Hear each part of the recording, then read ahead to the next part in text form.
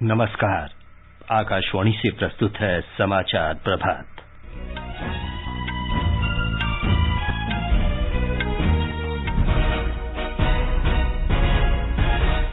प्रधानमंत्री नरेंद्र मोदी ने गोवा मुक्ति दिवस पर राज्य में कल 650 करोड़ रुपए की विकास परियोजनाओं का उद्घाटन किया।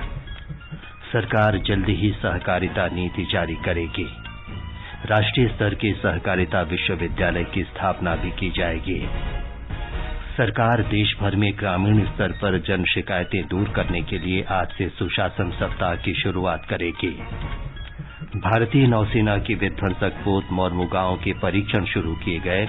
इसे अगले वर्ष के मध्य में विधिवत रूप से शुरू करने की योजना। भारत की कुछ प्रमुख कंपनियों के मुख्य कार्यकारी अधिकारियों ने वर्तमान वित्त वर्ष में देश की अर्थव्यवस्था के 9 से 10% बढ़ने की आशा व्यक्त की। देश के उत्तर पश्चिमी हिस्सों में अगले 2 दिनों तक शीतलहर जारी रहेगी। भारत ने नेपाल को 1-0 से हराकर सैफ अंडर-19 महिला फुटबॉल चैंपियनशिप के फाइनल में प्रवेश किया और भारतीय क्रिकेट कंट्रोल बोर्ड ने अगले वर्ष अंडर-19 विश्व कप के लिए भारतीय टीम की घोषणा की।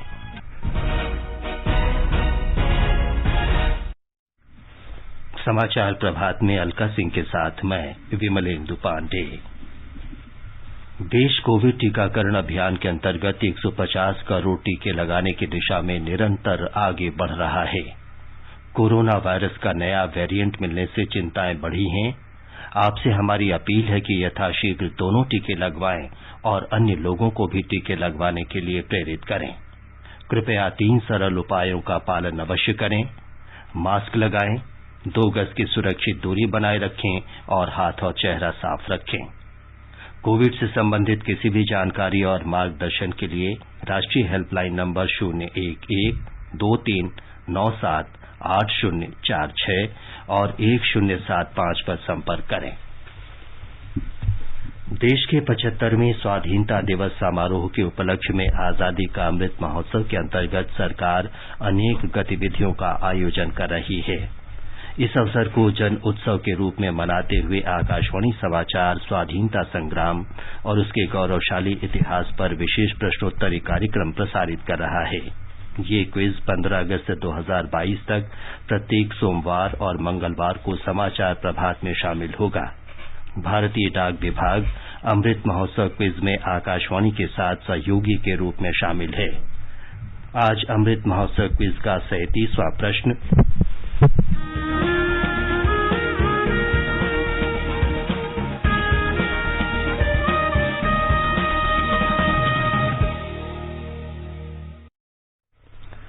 आज का प्रश्न है, उस स्वतंत्रता सेनानी का नाम बताएं जिसने अरुणाचल प्रदेश के पूर्व सियांग जिले में ब्रिटेन के एक अधिकारी की हत्या करके ब्रिटिश शासन का विरोध किया था और इसके बाद इस क्षेत्र में अबोर एक्सपीडिशन के नाम से ब्रिटिश हुकूमत ने अत्याचार शुरू किया था। प्रश्न एक बार फिर सुन लें। उस स्वतंत्रता सेनानी का नाम बताएं जिसने अरुणाचल प्रदेश के पूर्व सियांग जिले में ब्रिटेन के एक अधिकारी की हत्या करके ब्रिटिश शासन का विरोध किया था और इसके बाद इस क्षेत्र में अबोर एक्सपीडिशन के नाम से ब्रिटिश हुकूमत ने अत्याचार शुरू किया था। श्रोता अपने उत्तर व्हाट्सएप नंबर 8826546262 पर भेज सकते हैं या हमें इस पते पर ईमेल कर सकते हैं अमृत महोत्सव quiz@prasarbharati.gov.in। ईमेल एक बार फिर सुन लें अमृत महोत्सव quiz@prasarbharati.gov.in। एक भाग्यशाली प्रतिभागी को विजेता चुना जाएगा और कल के समाचार प्रभात में उनके नाम की घोषणा की जाएगी। विजेता को ई प्रमाण पत्र और पुरस्कार दिया जाएगा। आजादी के 75 वर्षों का पर्व अमृत महोत्सव के पावन अवसर पर आकाशवाणी समाचार लेकर आया है अमृत महोत्सव क्विज। आप भी इस क्विज का हिस्सा बन सकते हैं। हमारे समाचार बुलेटिनों में पूछे गए स्वतंत्रता आंदोलन से जुड़े प्रश्नों का जवाब देकर आपसे ये सवाल प्रत्येक सोमवार और मंगलवार को सुबह 8 बजे प्रसारित होने वाले बुलेटिन समाचार प्रभात में पूछे जाएंगे। श्रोता ईमेल अमृत महोत्सव quiz@prasarbharati.gov.in पर अपने जवाब भेज सकते हैं। आप अपने जवाब व्हाट्सएप नंबर 8826546262 पर भी भेज सकते हैं। विजेता का चुनाव सही जवाबों में से लकी ड्रॉ के माध्यम से होगा और इसकी घोषणा अगले दिन इसी बुलेटिन में की जाएगी। विजेता को प्रमाण पत्र के साथ एक उपहार भी दिया जाएगा। साथ ही विजेता का नाम हमारे ट्विटर हैंडल पर भी फ्लैश होगा। तो आइए मनाएं आजादी के 75 वर्षों का पर्व अमृत महोत्सव आकाशवाणी समाचार के साथ।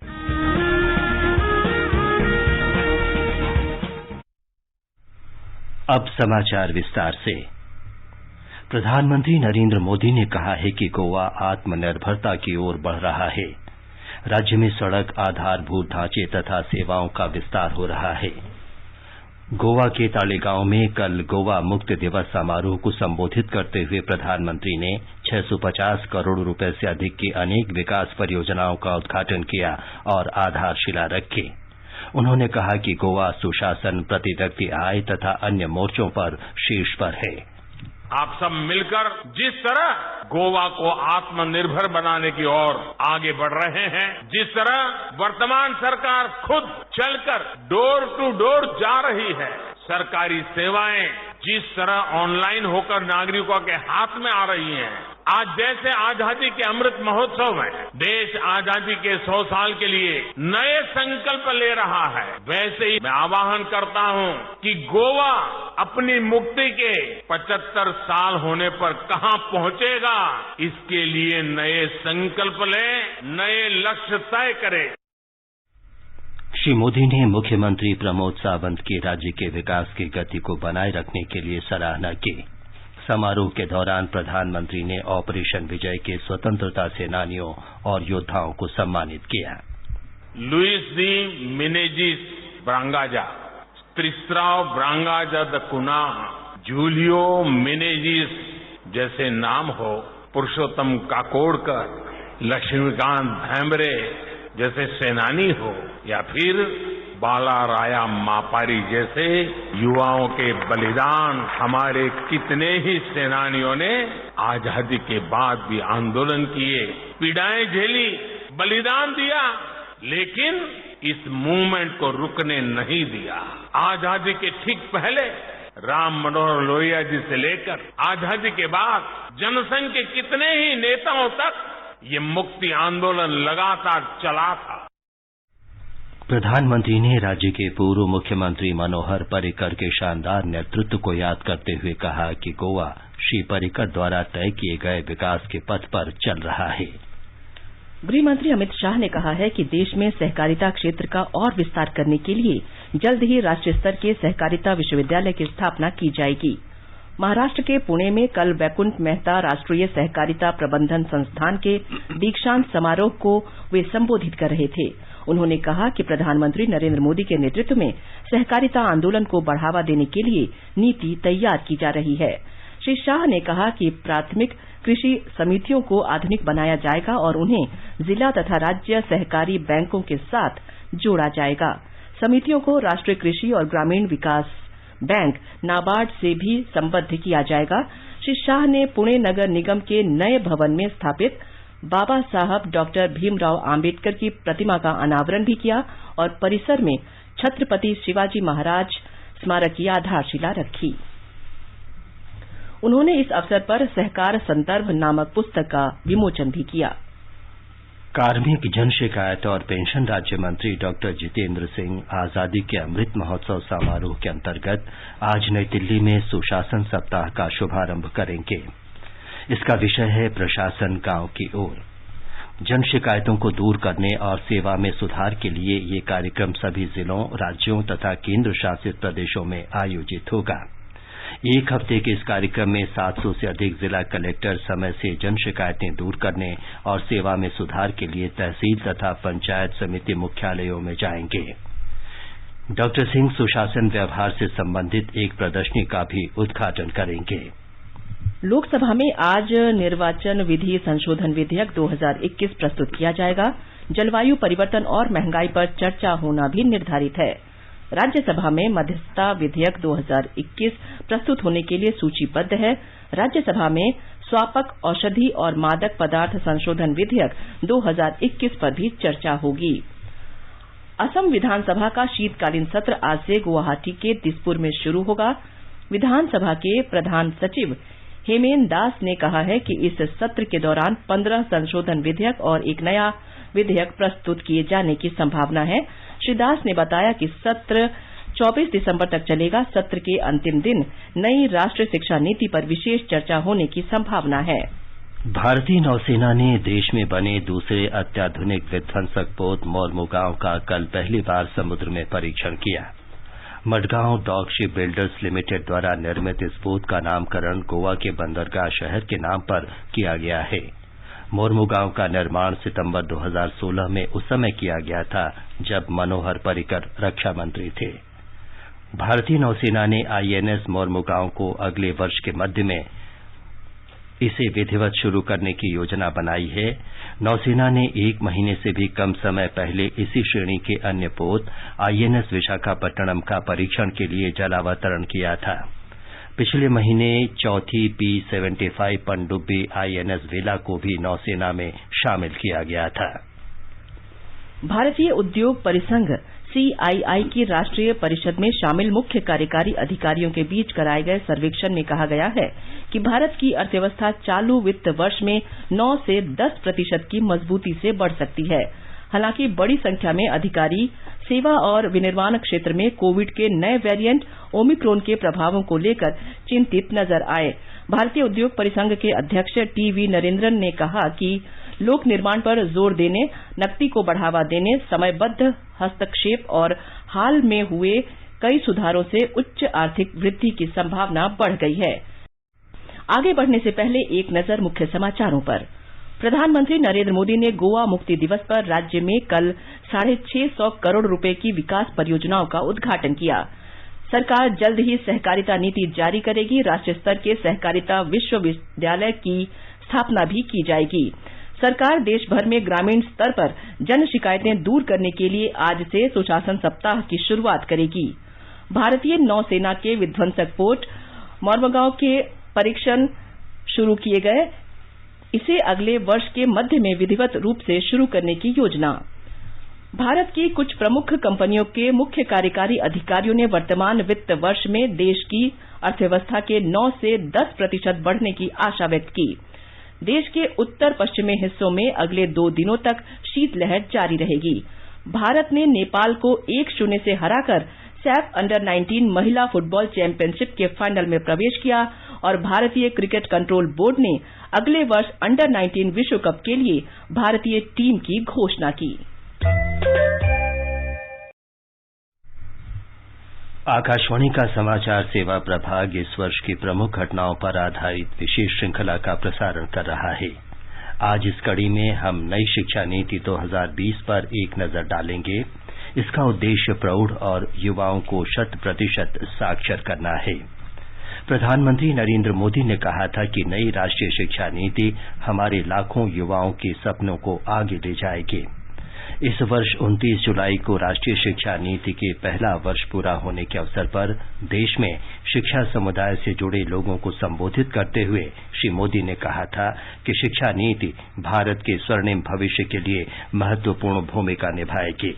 राष्ट्रीय शिक्षा नीति के तहत शुरू हुई योजनाएं नए भारत के निर्माण में बहुत बड़ी भूमिका निभाएगी। भारत के जिस सुनहरे भविष्य के संकल्प के साथ हम आजादी का अमृत महोत्सव मना रहे हैं, उस भविष्य की ओर हमें आज की नई पीढ़ी ही ले जाएगी। हम कितना आगे जाएंगे, कितनी ऊंचाई प्राप्त करेंगे, ये इस बात पर निर्भर करेगा कि हम अपने युवाओं को आज कैसी शिक्षा दे रहे हैं, कैसे दिशा दे रहे हैं। भारत की नई राष्ट्रीय शिक्षा नीति राष्ट्र निर्माण के महायज्ञ में बड़े फैक्टर में से एक है। हमारी संवाददाता ने बताया है कि राष्ट्रीय शिक्षा नीति प्रत्येक विद्यार्थी की क्षमता को उभारने, शिक्षा को सार्वभौमिक बनाने, नई क्षमताओं का निर्माण करने और शिक्षा परिदृश्य में बदलाव लाने के उद्देश्य से शुरू की गई थी। नई शिक्षा नीति का उद्देश्य नर्सरी से माध्यमिक स्तर तक की शिक्षा को सार्वभौमिक बनाना है ताकि 2030 तक स्कूली शिक्षा में 100% नामांकन हो सके। नई शिक्षा नीति समय की मांग और जरूरत के हिसाब से देश की शिक्षा व्यवस्था को प्रभावी बनाए रखने के लिए लाई गई है। 21वीं सदी की यह पहली राष्ट्रीय शिक्षा नीति है जिसने 34 साल पुरानी शिक्षा नीति 1986 की जगह ली है। यह नई शिक्षा नीति सतत विकास 2030 के एजेंडे के अनुकूल है। इसका उद्देश्य 21वीं सदी के जरूरतों के अनुकूल स्कूल और कॉलेज की शिक्षा को समग्र बनाने के साथ साथ भारत को ज्ञान की वैश्विक महाशक्ति में बदलना है। इसके अलावा प्रत्येक छात्र में निहित अद्वितीय क्षमताओं को भी सामने लाना है। इस नीति के तहत स्कूल से लेकर कॉलेज शिक्षा नीति तक में बदलाव किया गया है। यह शिक्षा नीति शिक्षा को समग्र बनाने और आत्मनिर्भर भारत के लिए मजबूत नींव बनाने के लिए मार्गदर्शन का काम करेगी। दीपेंद्र कुमार, आकाशवाणी समाचार, दिल्ली। मौसम विभाग ने अनुमान व्यक्त किया है कि उत्तर पश्चिम भारत में शीतलहर अगले 2 दिन तक जारी रहेगी। विभाग के अनुसार कल शाम तक उत्तर पश्चिम भारत के मैदानी क्षेत्रों में लगभग 10 से 15 किलोमीटर की रफ्तार से शुष्क हवाएं जारी रहेंगी। भारत ने सैफ अंडर-19 महिला फुटबॉल प्रतियोगिता के फाइनल में प्रवेश कर लिया है। भारतीय टीम ने कल ढाका में अपने आखिरी ग्रुप मैच में नेपाल को 1-0 से पराजित किया। खिताबी मुकाबला बुधवार को होगा। भारत ने कल अंडर-19 क्रिकेट विश्व कप के लिए 17 सदस्यीय टीम का ऐलान कर दिया है। ये प्रतियोगिता अगले महीने वेस्टइंडीज में 14 जनवरी से 5 फरवरी तक आयोजित की जाएगी। आजादी के अमृत महोत्सव के अंतर्गत आइए अब सुनते हैं आकाशवाणी की विशेष प्रस्तुति आजादी का सफर। आजादी का अमृत महोत्सव।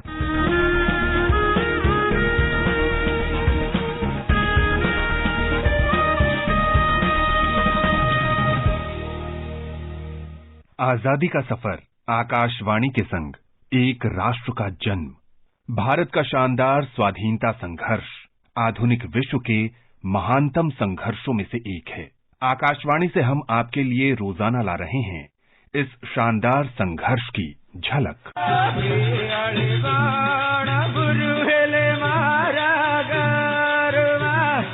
आज की कड़ी में हम चर्चा करेंगे समाज और धर्म सुधारक गोविंद गुरु के योगदान के बारे में। उनका जन्म 20 दिसंबर 1858 को बांसवाड़ा, राजस्थान में हुआ था। उन्हें गोविंद गिरी के रूप में भी जाना जाता है। उन्होंने ब्रिटिश भारत में भील समुदाय को विशिष्ट पहचान दिलाने में महत्वपूर्ण भूमिका निभाई।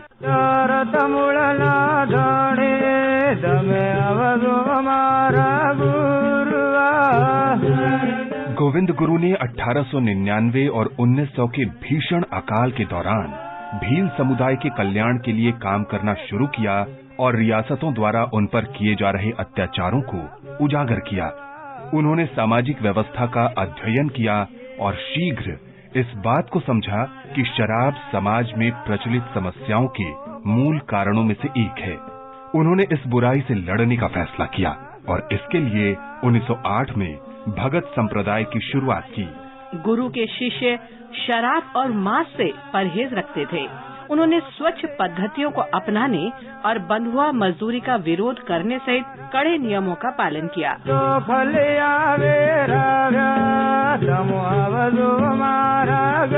गोविंद गिरी ने सुनत, बांसवाड़ा, डूंगरपुर की रियासतों और ब्रिटिश जिले पंचमहल में जनजातीय समुदायों से बड़ी संख्या में अपने शिष्य बनाए। उनके सुधार कई रियासतों को रास नहीं आए क्योंकि शराब की दुकानों से राजस्व कम हो गया और मजदूर मिलना दुर्लभ हो गए। गोविंद गुरु को गिरफ्तार कर लिया गया। उन पर और दबाव बनाने के लिए उनकी पत्नी और बच्चे को भी गिरफ्तार कर लिया गया। अप्रैल 1913 में उन्हें बिना किसी मुकदमे के रिहा कर दिया गया और डूंगरपुर राज्य छोड़ने का आदेश दिया गया। नवंबर 1913 में तत्कालीन ईडर राज्य के शासक द्वारा गोविंद गुरु को पकड़ने के प्रयास के बाद गुरु और उनके अनुयायियों ने मानगढ़ में एक सुरक्षा ठिकाना कायम किया। 17 नवंबर 1913 को रियासतों की सेना ने उन पर हमला किया, जिसमें कई भील मारे गए और गोविंद गिरी और उनके लेफ्टिनेंट धीरजी पुंजा को पकड़ लिया गया। गोविंद गिरी को शुरू में मौत की सजा सुनाई गई थी, लेकिन बाद में उन्हें आजीवन कारावास की सजा दी गई। हालांकि उन्हें 1919 में हैदराबाद की जेल से इस शर्त पर रिहा कर दिया गया था कि वे राजनीतिक गतिविधियों में भाग नहीं लेंगे। कई रियासतों में उनके प्रवेश पर रोक भी लगा दी गई थी। गुरु की मृत्यु 30 अक्टूबर 1931 को गुजरात के वर्तमान पंचमहल जिले के लिम्बडी के पास काम्बोई में हुई थी। हम भारत के इस महान देशभक्त को नमन करते हैं।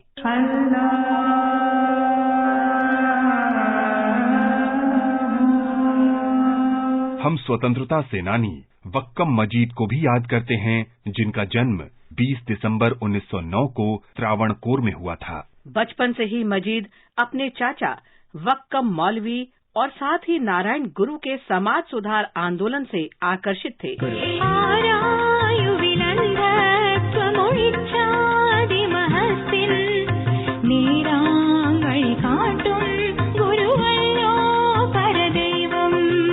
जब केरल में भारतीय राष्ट्रीय आंदोलन का उदय हुआ तो मजीद उसके सूत्रधारों में सबसे आगे थे।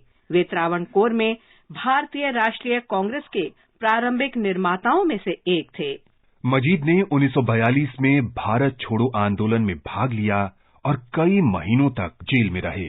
जब स्वतंत्र त्रावणकोर का प्रस्ताव रखा गया तो मजीद इसके कट्टर विरोधी थे और उन्होंने इस कदम के खिलाफ आंदोलन में भाग लिया। वे देश के विभाजन और पाकिस्तान आंदोलन के भी कट्टर विरोधी थे।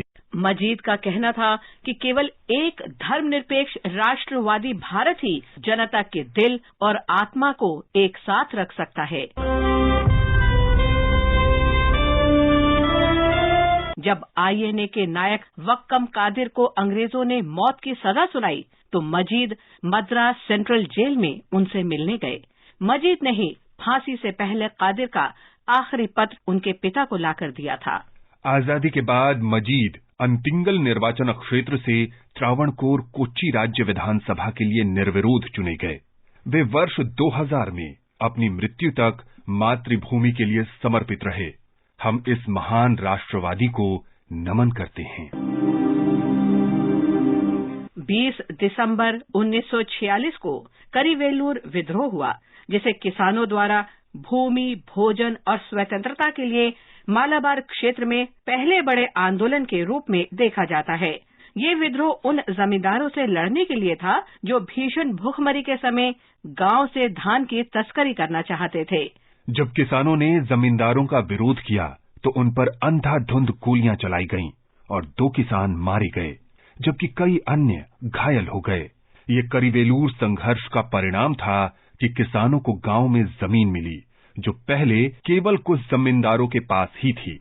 हम उन शहीदों को सलाम करते हैं। आज बस इतना ही। आजादी का सफर आकाशवाणी के संग। कल फिर मिलेंगे नई कड़ी के साथ।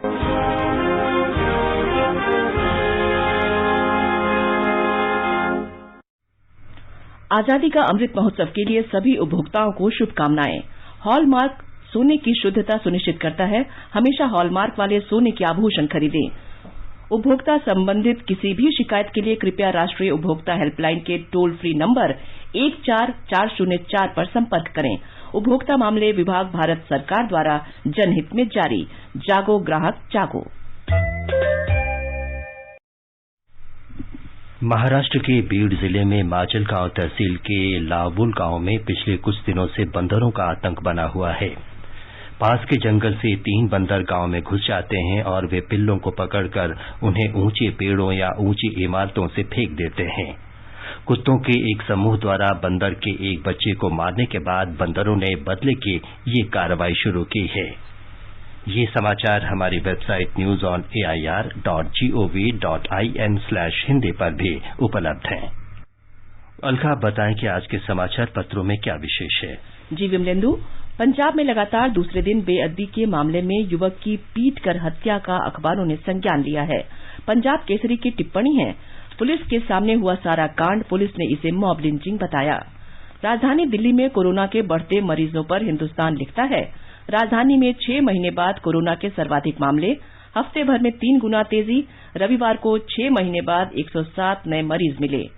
नवभारत टाइम्स लिखता है, देश में ओमिक्रॉन के मामले 150 के पार हुए। यूरोप में न्यू ईयर सेलिब्रेशन पर रोक, नीदरलैंड्स में लॉकडाउन। राजस्थान पत्रिका की टिप्पणी है, ओमिक्रॉन से जमीन ही नहीं आसमान भी मुश्किल में। एयरलाइंस इंडस्ट्री के लिए क्रिसमस और नए साल का सीजन भी फीका रहने के आसार। विदेश मंत्री डॉक्टर सुब्रमण्यम जयशंकर की अध्यक्षता में तीसरे भारत मध्य एशिया संवाद पर लोक सत्य का शीर्षक है एकीकृत और समन्वित रुख तय करने की जरूरत। भारत और मध्य एशिया के 5 देशों ने मिलकर काम करने पर सहमति व्यक्त की।